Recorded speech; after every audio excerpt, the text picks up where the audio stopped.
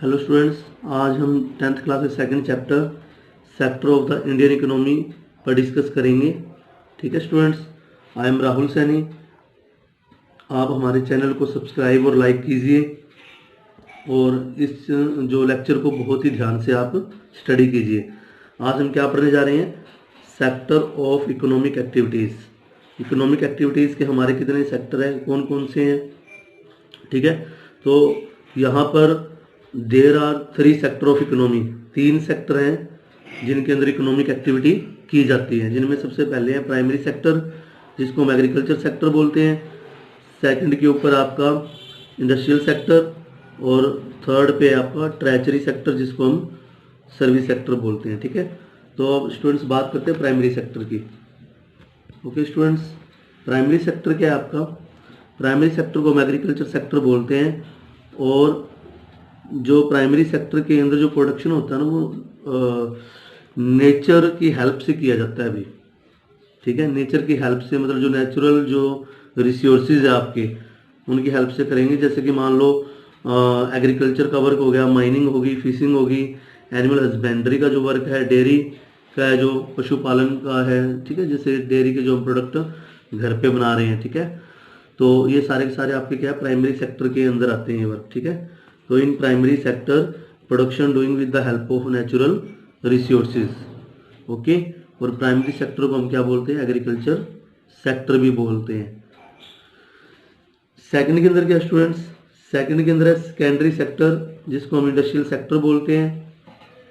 ठीक है, और इसके अंदर क्या होता है कि जो रॉ मटेरियल होता है उसको हम फिनिश गुड्स में कन्वर्ट करते हैं। और ये रॉ मटेरियल हमें कहाँ से मिलता है? ये मिलता है हमें प्राइमरी सेक्टर की हेल्प से। ठीक है ना, प्राइमरी सेक्टर की हेल्प से मिलेगा ये। ओके स्टूडेंट्स, तो क्या है इसके अंदर? In this sector convert raw material into finish goods. Example है making sugar from sugar cane. ठीक है, शुगर कैन से जब हम शुगर बनाते हैं तो ये सेकेंडरी सेक्टर का एक एग्जांपल है। इस तरह से जैसे मान लो शूज़ मेकिंग इंडस्ट्रीज़ है, टेक्सटाइल की जो इंडस्ट्रीज़ है, वो सारी सेकेंडरी इंडस्ट्री के अंदर ही आती है, जो रॉ मटेरियल की हेल्प से अपने फिनिश गुड्स को क्या है, बनाती है। अब स्टूडेंट्स हम बात करते हैं ट्रेजरी सेक्टर की। ओके, ट्रेजरी सेक्टर क्या होता है? इसको हम सर्विस सेक्टर भी बोलते हैं। ट्रेजरी सेक्टर को क्या बोलते हैं हम? सर्विस सेक्टर भी बोलते हैं। इसके अंदर क्या है, हम सर्विस से रिलेटेड सारी एक्टिविटी लेते हैं। ठीक है, जैसे कि मान लो इंश्योरेंस हो गया, ट्रांसपोर्ट कंपनी का हो गया, डॉक्टर, लॉयर, एडवोकेट।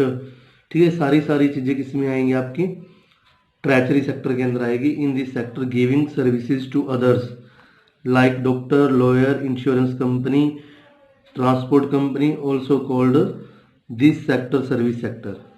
ठीक है, तो जो भी सर्विसेज से रिलेटेड है, जिसके अंदर हम क्या है, दूसरे पर्सन को क्या है, अपनी सर्विसेज प्रोवाइड करवाते हैं, तो उनको हम किस सेक्टर में लिखेंगे? ट्रेजरी सेक्टर के अंदर। ओके स्टूडेंट्स, अब हम बात करते हैं कंपेयरिंग द 3 सेक्टर्स। ठीक है, अब इन तीनों जो सेक्टर हैं उनका कंपेयर करेंगे हम कि इनके अंदर जो डिफरेंस है या जो उनकी कंपैरिजन है वो हम कैसे कर सकते हैं। How do we count the various goods and services and know the total production in each sectors. अब हम ये कैसे पता लगाएंगे कि ईच सेक्टर के अंदर कितना प्रोडक्शन हुआ। ठीक है, कितनी सर्विसेज, मतलब कितना सर्विसेज का प्रोडक्शन हुआ है, कितना गुड्स का प्रोडक्शन हुआ है। ठीक है, तो remember there is one precaution one has to take, not every good और service that is produced and sold needs to be counted. तो यहाँ पर ये कह रहा है कि आपको ना हर एक वो सर्विस और गुड्स काउंट करने की जरूरत नहीं है जो प्रोड्यूस हुई है। क्यों नहीं है? It make sense only to include the final goods and services. इसके अंदर हम सिर्फ और सिर्फ ऐड करते हैं फाइनल गुड्स और सर्विसेज को। ठीक है, फाइनल गुड्स क्या होता है? जो अपने फाइनल कंज्यूमर के लिए बिल्कुल रेडी है यूज होने के लिए। ठीक है ना, जिन गुड्स को क्या है, कोई कंज्यूमर परचेज करता है। ठीक है, उनको फाइनल गुड्स बोलते हैं हम। ठीक है ना, जैसे हाउस होल्ड जो है वो परचेज करते हैं किसी गुड्स को, तो उसको हम क्या बोलते हैं? फाइनल गुड्स बोलते हैं। ठीक है, दूसरी होती है इंटरमीडिएट गुड्स। इंटरमीडिएट गुड्स होती है जो मतलब फर्म परचेज करती है एक फर्म से दूसरी फर्म। परचेज करती है, दूसरी से तीसरी फर्म परचेज करती है, तो वो इंटरमीडिएट गुड्स होती है, उनको हम कभी भी ऐड नहीं करते जीडीपी के अंदर। ठीक है, जैसे कि यहाँ लिखा होगा the value of final goods and services produced in each sector during a particular year provides the total production of the sector. ठीक है ना, मतलब हम फाइनल गुड्स और सर्विसेज जो एक साल के अंदर प्रोड्यूस हुई है ना, उन्हीं का एडिशन लेते हैं अभी। ठीक है, and the sum of production in the 3 sector gives what is called the gross domestic product. और जो तीनों सेक्टर के अंदर जो प्रोडक्शन हुई है, प्राइमरी, सेकेंडरी और टर्शियरी सेक्टर के अंदर, उनका जो प्रोडक्शन का टोटल करेंगे, सम करेंगे, तो उसको हम क्या बोलेंगे, जीडीपी बोलेंगे कंट्री की।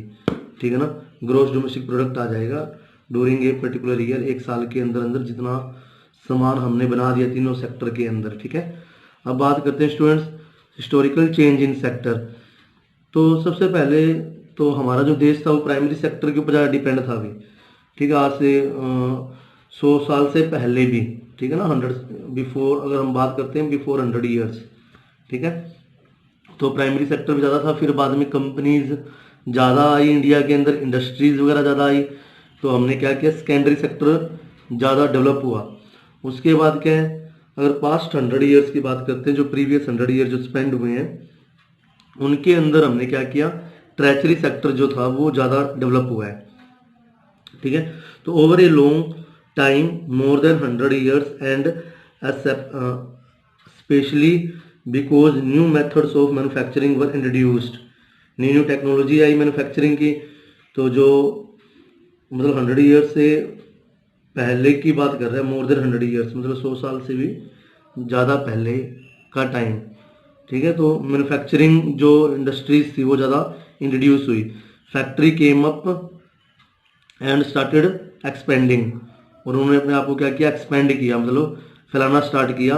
Those people who had earlier work on farms now begin to work in factories in large numbers. जो लोग पहले अपने खेतों में काम किया करते थे, फार्म में काम किया करते थे, वो अब क्या है, फैक्ट्रीज में काम करने लगे। ओके स्टूडेंट्स, अब बात करते हैं हम in the past 100 years. In the past 100 years there has been a further shift from in the past 100 years there has been a further shift from secondary to tertiary sector in developed countries. The services sector has become the most important in terms of total production.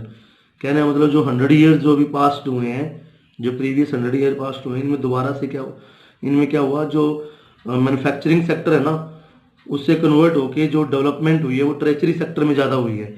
और 100 साल से पहले की बात करते हैं तो उसके अंदर आपका मैन्युफैक्चरिंग सेक्टर में ज़्यादा हुई है, सेकेंडरी सेक्टर के अंदर। ठीक है, और उससे पहले तो जो फार्मिंग सेक्टर था, आपका प्राइमरी सेक्टर था, वही चलता था।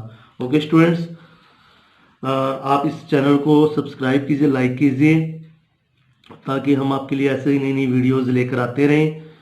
ठीक है, और thank you so much for listen to me for so much time.